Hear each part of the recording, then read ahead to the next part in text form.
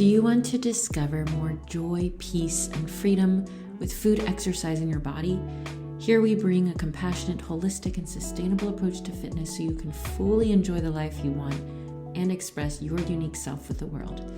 I'm Michelle Roscoe, and I want to help you find fitness freedom. I'm so glad you're here.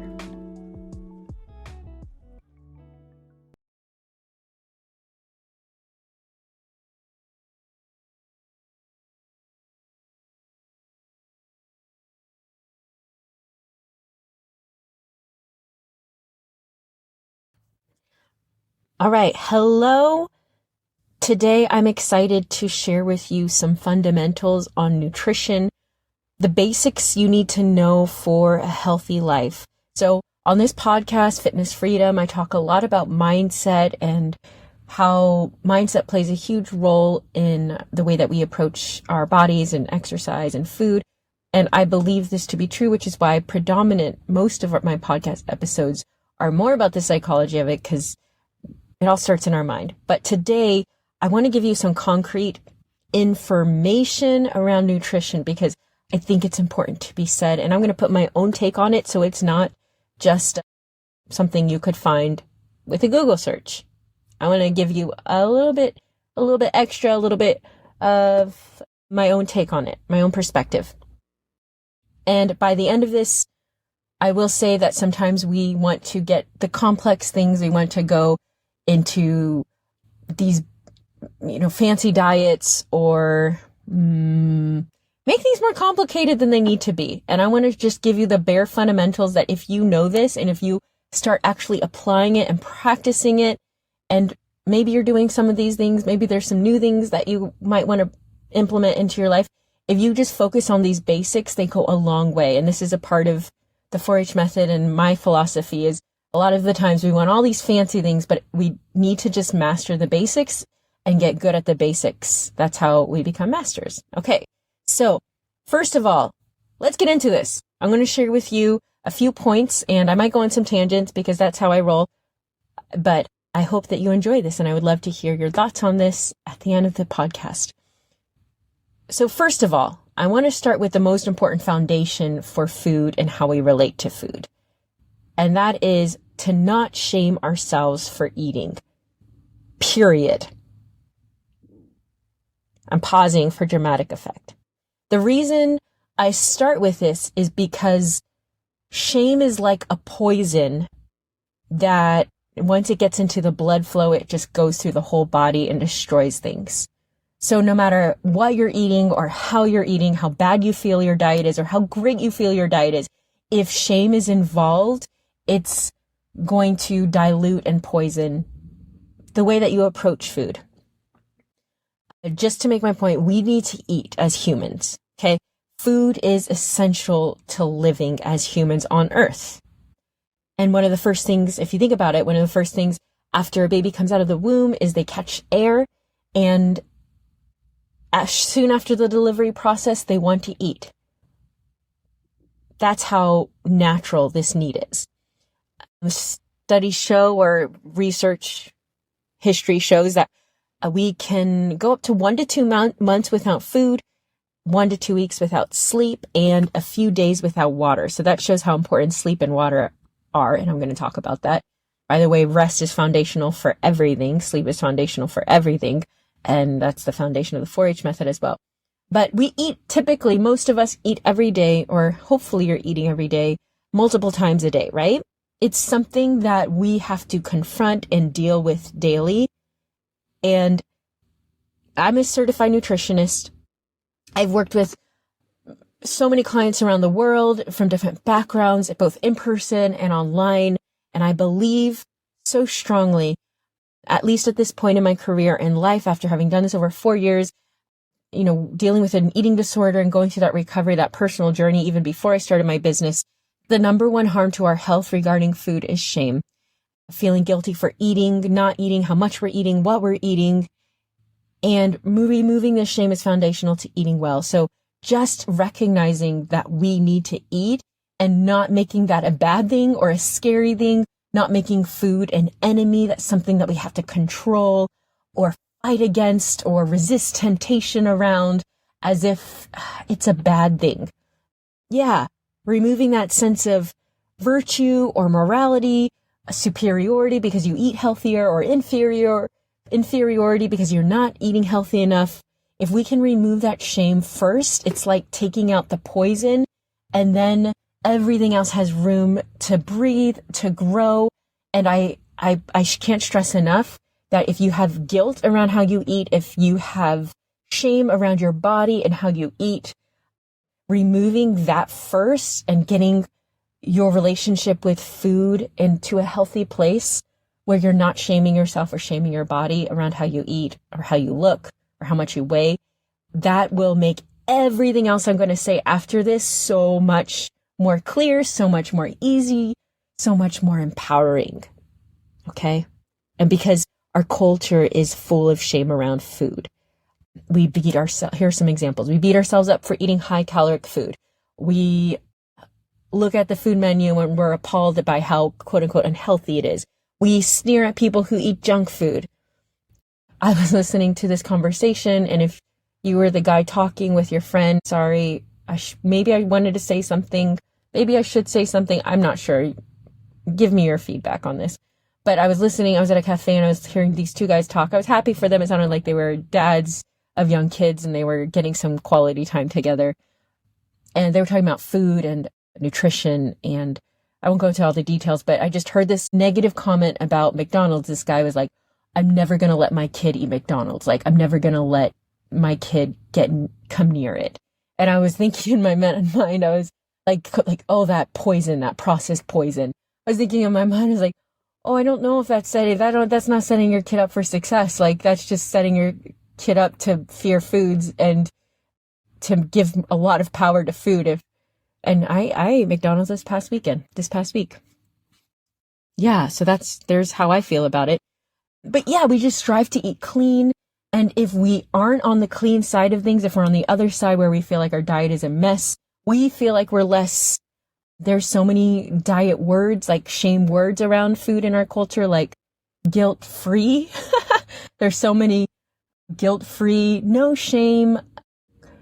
Like, you can feel good about eating this. And it's like, you should be able to feel good about eating anything. Like, it's okay to eat anything. It's just all about balance and the big picture. Anyways, okay, so our culture is full around shame. This is what I share in the 4-H method. If you want to put this into practice and removing shame from your body, removing shame from food, a good place to go is the 4-H method. It's in the link in the show notes if you want to put that into practice. I also have a free guide, Say Goodbye to Diets for Good, Make Friends with Food. I can put that in the show note. And that's really helpful. It's all about practicing it, but that's really helpful for removing the shame and improving your relationship with food. So we have to start there. That's the most important part. No matter how clean you're eating or how quote unquote dirty or clean you're eating, that's where we start. Okay? I think I've made that clear. But in this episode, moving forward, I want to give a super mini masterclass on what's important regarding food and nutrition so you can feel energized and empowered in your eating. And don't diss what I already said and be like, okay, that's not important. I just want to know the facts. Or how can I lose weight? Please get that first thing right, and everything else will be easier. So basic principles. Number 1, the best diet for you is the one where you're thriving. Where your body is thriving, where you feel like you have good energy, where your body feels healthy.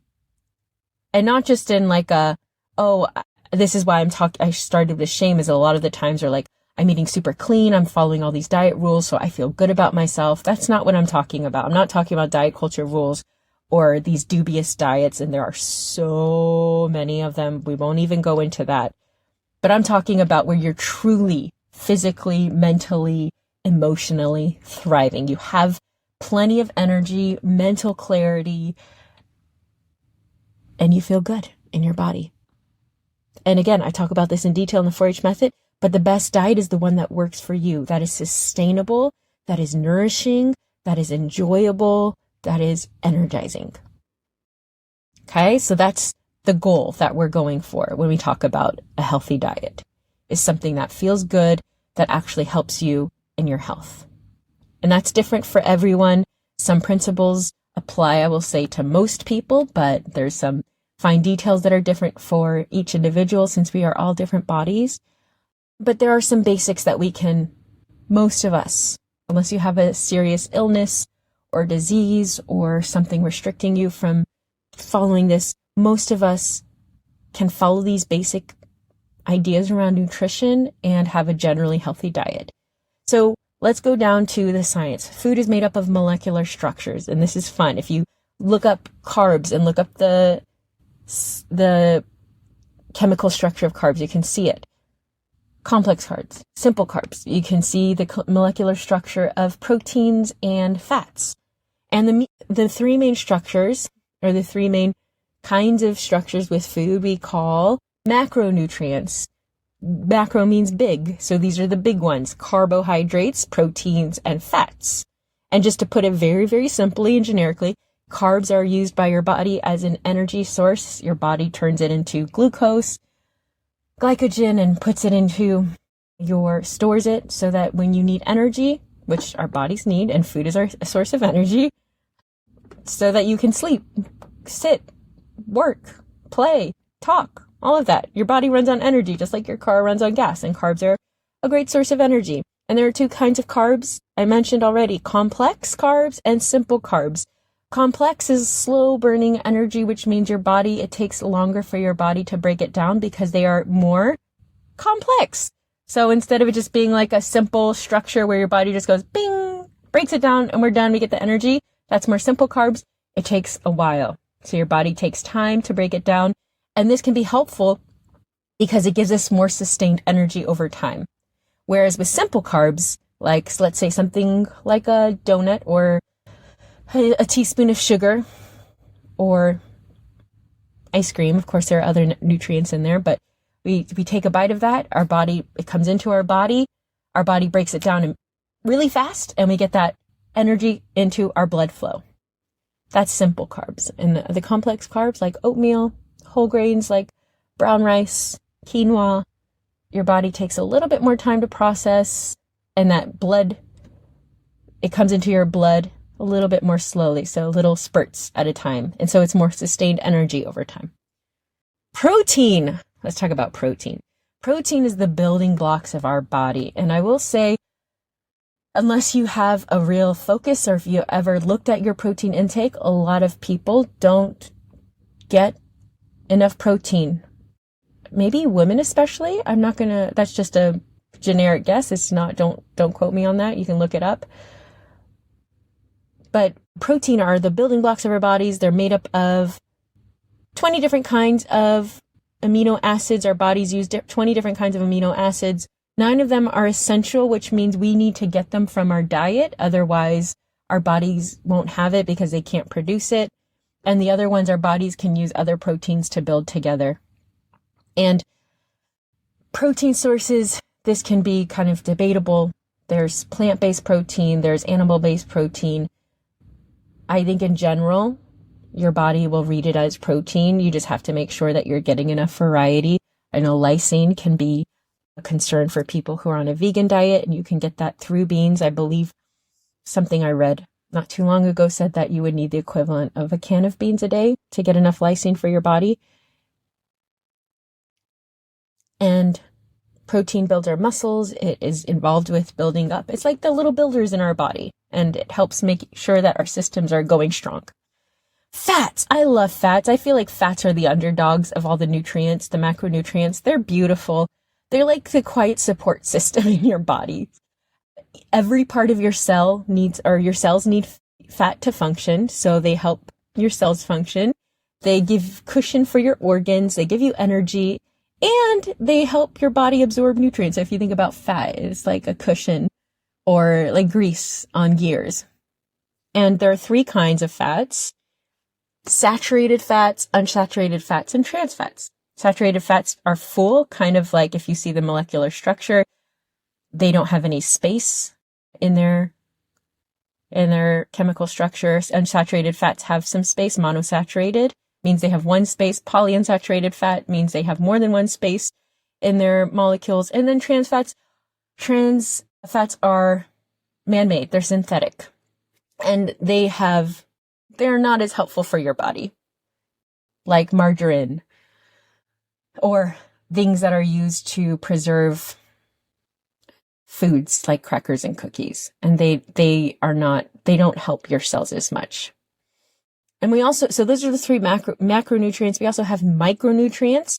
Think vitamins, minerals our bodies need to function, but smaller. We don't need a lot of them. We just need them in a little bit, like calcium and magnesium, potassium, vitamin A, B, K, D, E. And a lot of the times, if we're eating a good variety of foods, we can get those vitamins and minerals through the foods that we eat. Okay. And I also want to add here bacteria. And this is not really micronutrient or a macronutrient, but we do have bacteria in our digestive tract. Everyone's bacteria looks a little bit different, but our bacteria makes a big difference for how our digestion is, how our mental health is, how our brain health is, how well we're able to digest foods. And we can get good bacteria in our gut. And usually good bacteria includes a variety. So getting a variety of bacteria in your gut is good, which is why it's good to eat a variety of foods. Try different colors of vegetables and fruits and grains and proteins from different sources. We can also get more good bacteria in our gut by eating fermented foods, which I love. You can think yogurt, make sure that they have bacteria in it. They'll have those weird names on the back of the carton because not all yogurts have bacteria in them. They're not all fermented. You can think of kombucha, like fermented drinks, and sauerkraut and kimchi, fermented vegetables. All that good stuff is in there because the bacteria grows with those foods. And we can put them in our bodies and they help our good bacteria flourish. So a supportive diet, one that is best for you, contains all of these nutrients in a balance. And none of them are bad. Like I said, we don't have that shame. Food is amoral. Some foods are more beneficial for our bodies. Some are less beneficial for our health, but none of them are bad. And labeling them as bad can lead us down an unhealthy mindset. And there are different countries around the world, different cultures. Most cultures have a good variety of fats, proteins, and carbs. Some are more carb heavy, where protein is harder to get. Meat proteins are more expensive. Some people around the world suffer from poverty and they don't have access to the foods they thrive on. Even in America, there's a lot of food lack. And the reason I say this is some foods are definitely easier to access than others. So if we're looking at foods that need to be preserved because they need a long shelf life for whatever reason, those will likely have more trans fats, probably maybe even more simple carbs. And in America, I will say we're pretty carb heavy, pretty trans fats heavy, and there's nothing inherently wrong with them, but we need a balance. So it might require extra effort to get complex carbs, to get protein, to get unsaturated fats. So if I were to recommend an extremely broad and general guideline for a healthy diet, and please connect with a nutritionist or an eating disorder aware dietitian for more personal feedback if you want it, if you need it. But what I would advise for most people is to fill each of your meals with a source rich in protein, some unsaturated fats, and a complex carb. And by unsaturated fats, we can think of things like nuts, some oils like olive oils, avocado oils, sesame oils, little seeds like sesame seeds, chia seeds, pumpkin seeds, even fish is a great option. Fatty fish like mackerel or salmon. It also has protein. So having a little bit of each of these sources. Personally, I like to focus on protein and produce. So a typical dinner for me will be some meat or some tofu, high protein tofu, stir fried with veggies and some potatoes or rice, and seasonings, of course, because I do not like boring food. I want my food to taste good, and it feels so good on your tongue, and it feels so good in your body when you eat nutritiously. I love to eat salads. I love to eat some fermented foods, like a side of kimchi or sauerkraut, depending on what I'm eating. So having that balance is super important. So next time you eat, just double check, like, hey, am I getting protein here? Am I getting a healthy fat? Am I getting a vegetable? Or am I getting a good complex carb? And your meals don't have to look perfect. And sometimes you might miss one of those things, and that's okay. But the majority of your meals, getting a balance. And the interesting thing about nutrition is that your body interacts with these different foods in your digestion as well. So pairing foods can have different impacts as well, but we're not going to get into that. And another component of nutritious balanced eating is energy balance. So we need to make sure that we're eating enough for our body to function and thrive, not just function, but thrive, to do everything we want to. Our bodies need food just to survive and run its basic function. So your organs need food, your brain needs lots of food, your heart needs all of your body just needs food to function, even if you were to lie down and do nothing on the couch. Depending on your age, your activity levels, so many factors, your hormones, all of this plays into how much food your body needs. And I know that you can go on the internet and put in your age, your biological sex, you could put in how much you weigh, your height, and all of that, and it'll give you a number for how much your resting metabolic rate is, or your basal metabolic rate is. And those, I will say, are typically not reliable, because your number can be a lot higher or lower, because there's a lot of room for individual differences. That's why it's really important to learn to be tuned into your body, not just for the sake of weight loss or weight gain, but to give your body what it needs. So when we feed our bodies enough nutrients, both macro and micro, our health thrives. And when we don't, our health suffers. For example, maybe you might be eating a lot of carbs, but not eating as much protein or fats. Or maybe you're eating lots of protein and fats, but you're not eating enough carbs for your body to function at its greatest.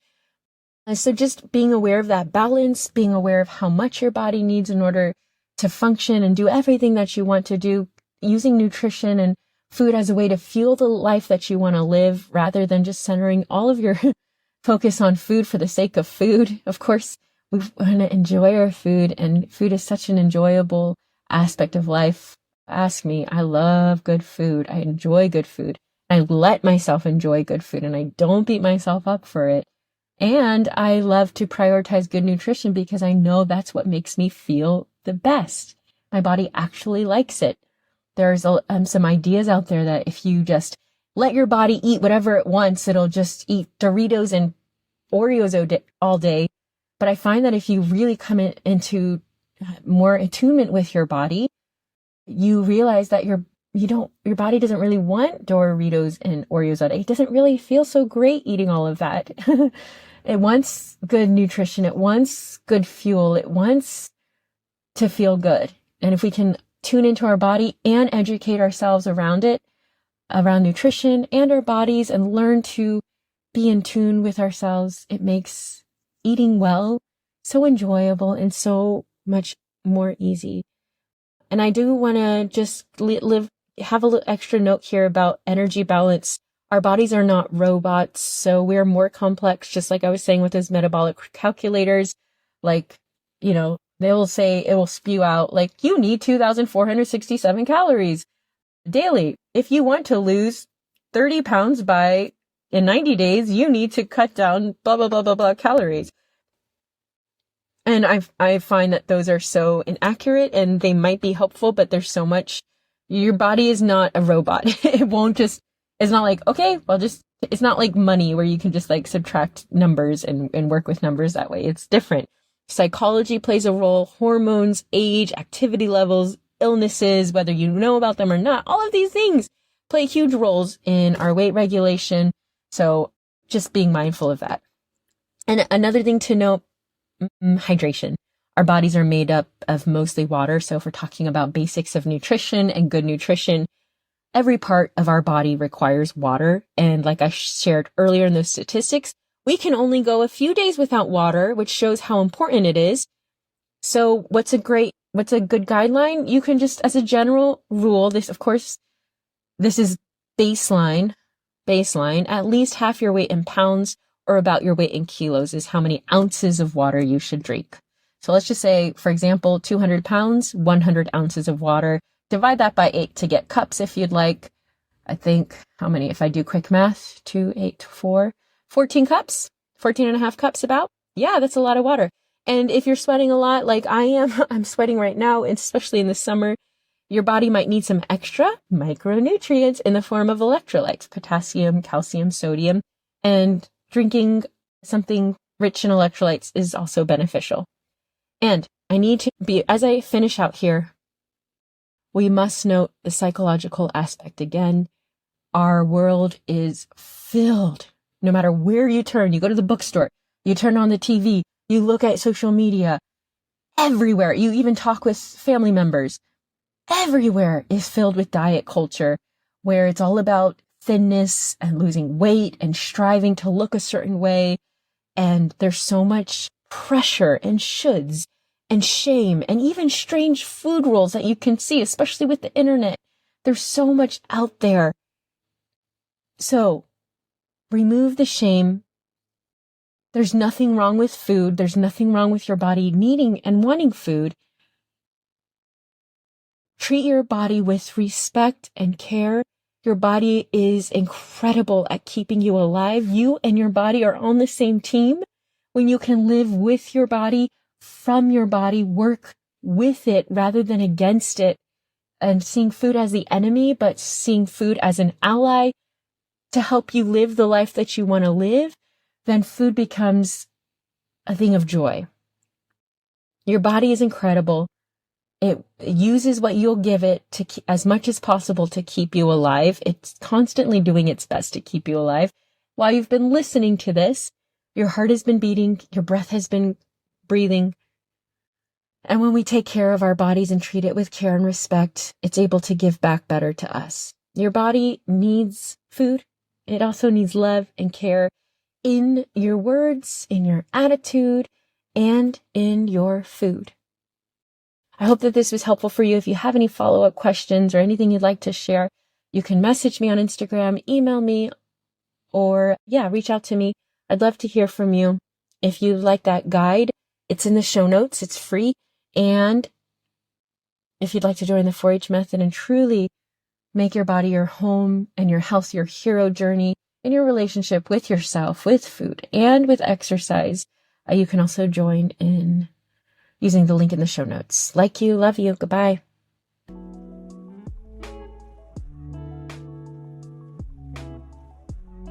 Hey there, me one more time because this is my podcast. I just want to say thank you so much for being here. Thank you for listening.